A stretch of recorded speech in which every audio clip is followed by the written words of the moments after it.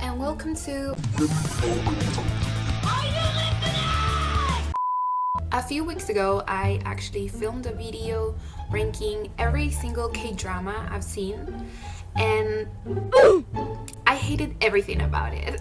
I don't know why, but that day I just woke up in one of those silly little moods in which I think everything I say is right, and if you disagree with me, I will be mean. Flashback. I like making these videos because I know I'm right and no one can argue with me, you know? You're not always right. I am always right. This is fact. No, this sounds like dictatorship, you know? I never said it wasn't. So, as a peace offering, before I show you the actual ranking, I wanted to offer you something different. I began to wonder how did all of this begin? How did it become the $1 million industry that is now? So welcome to your history class. I'm so sorry. Of course, this won't shock you if you have any idea how the world works, but the first K-dramas were government propaganda. In the 1960s, Korean dramas were controlled by the military government, and most shows showed the military in a good light, while also broadcasting an anti-communist sentiment to the nation.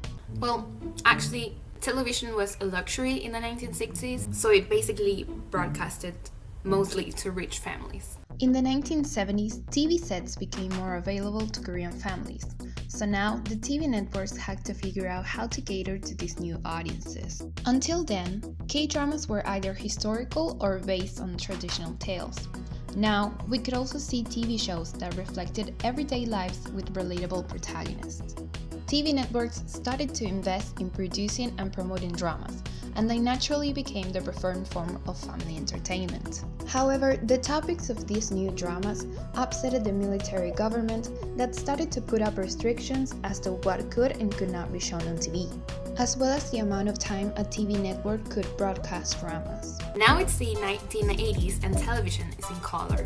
Influenced by Japanese dramas, Korean dramas now depict the love life of young people, catering, of course, to young audiences.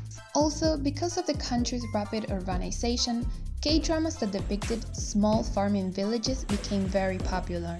A quick fun fact I found out while doing this was that in the 80s there was a drama based on the life of South Korea's future president, Lee Myung-bak, I think, that was called Time of Ambition.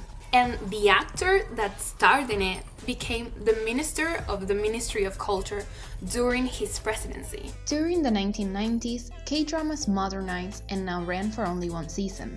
Soundtracks became massive hits on the record charts, and traffic even reduced during broadcast times. In the 2000s, because of the internet, TV networks decided to cater to international audiences. Influenced by successful American TV shows, the 2000s saw the rise of action-packed K-dramas and crime investigation shows. Female-led K-dramas became super popular, with a lot of filming taking place overseas and K-pop artists participating in the soundtracks.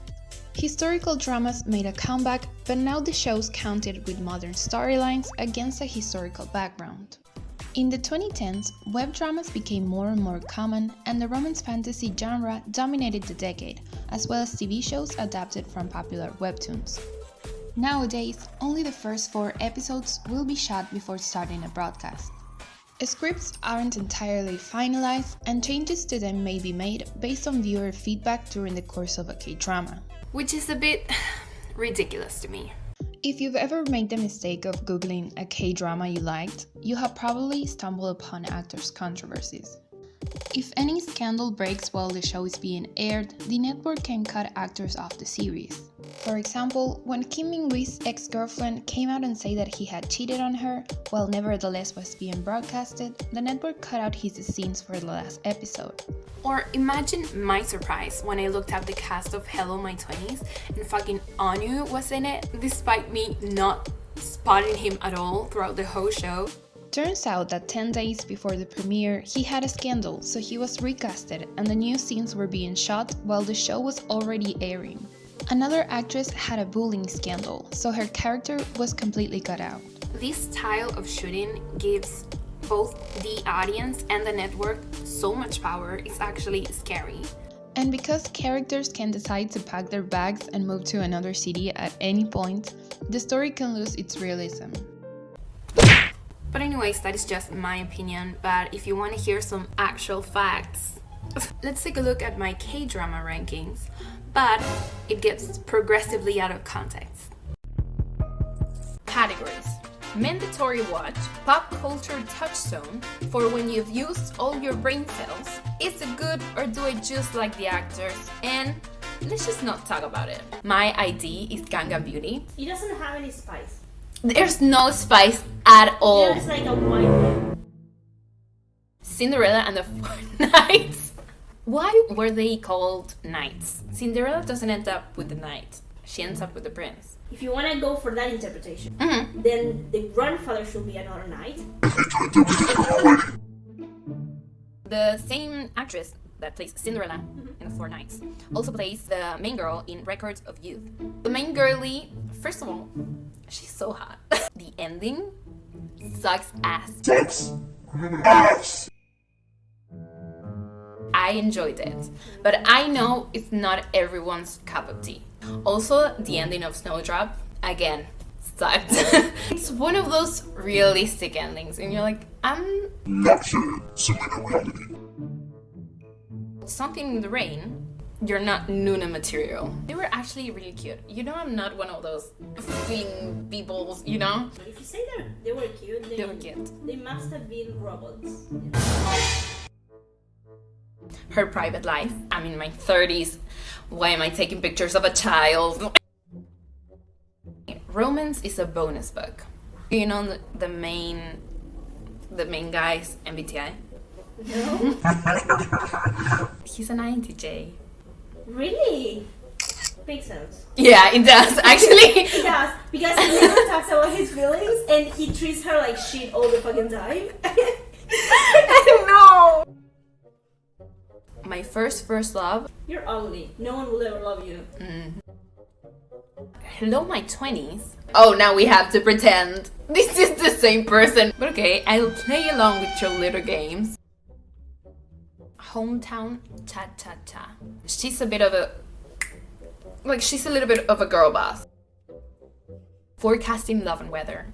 In order for a show to be entertaining for me, it also needs to be educational. I know what I'm saying is the nerdiest thing you have ever heard in your life, okay? We don't know where they work! He was so fucking dumb, I wanted to punch him in the face. He was the definition of a man-child. One spring night, this pharmacist dun, dun, dun, has a child Oh my god. out of wedlock. Oh. What a man. Love alarm. You know the problem of being poor. Yeah, I know that problem a little bit too well. God damn it, some can. True beauty. But see, that's just like your face. Your face is there. Nevertheless, I'm uncomfy with romance. Business proposal. Whatever this is, whatever you got going on, your crazy ass, I like it. The Heirs. You're not gonna like it. I mean, if you like it, that's great. Good for you. Good for you. Hotel Dorimo. I cried for like hours after it had ended. Law school. The main character is also the main suspect of the murder. He had his reason. No, I mean, You like already defended it, man. crash landing on you. Like there were no philosophies in the movies. My Holo Love. They say like you can have a hologram or you can have a real person, and she's like, fuck no, girl, you're down bad for a computer. It's not okay.